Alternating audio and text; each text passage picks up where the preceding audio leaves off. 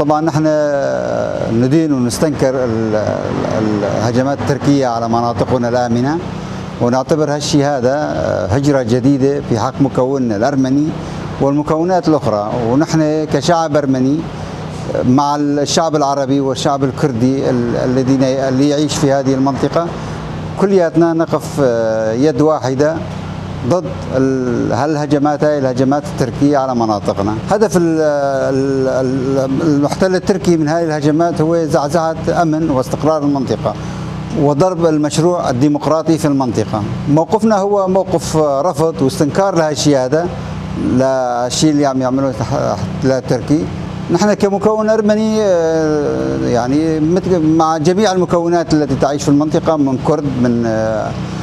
عرب، سريان، أرمن، يعني سنبقى ندافع عن أرضنا لآخر لحظة، ولن نقبل بهجرة ثانية، ولن نقف مكتوفي الأيدي.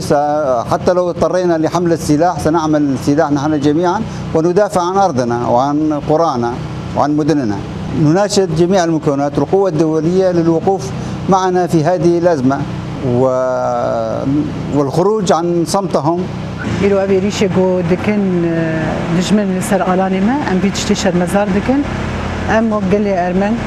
لهندري خسريا ديمقراطي دي أم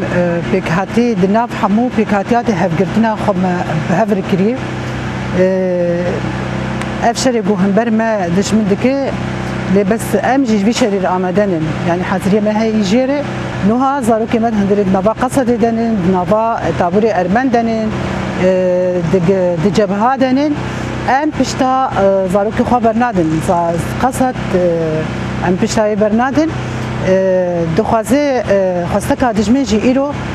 وانگلا شرید خوزریا دموکراتی بکه اما جبر فيها ويجي برقه خمو خيال يعني نجي وناجي وان خمو خيالا قد ام پشتا هبدو برنادن ام پشتا قصد يجي برنادن ام حاضرن دمي گوش ما بيخواستن ام جراج سلاحي خو ومشر دجمن بكن ام جبر جبوكم بجيا قومني ارمني صالح هزار ونسدو بازاد ديسا دوباره نبل سرسري وانجلي جو جيانا خو دكي باكرو رجلات السوري بنغازيا ماج ملتي ارمن روج همو ملتي جو جيانا خو دكي جيرو ام بشكرتيا قصتي بكن باوريا ما بكاري ما بي وبخسريا ديمقراطي بي قد ام درج اخو خناقرن ام باخ خوف جري داينن حتى دلبك هنا ما هبجي امي برخدانيه بكن وسركفتن اميه.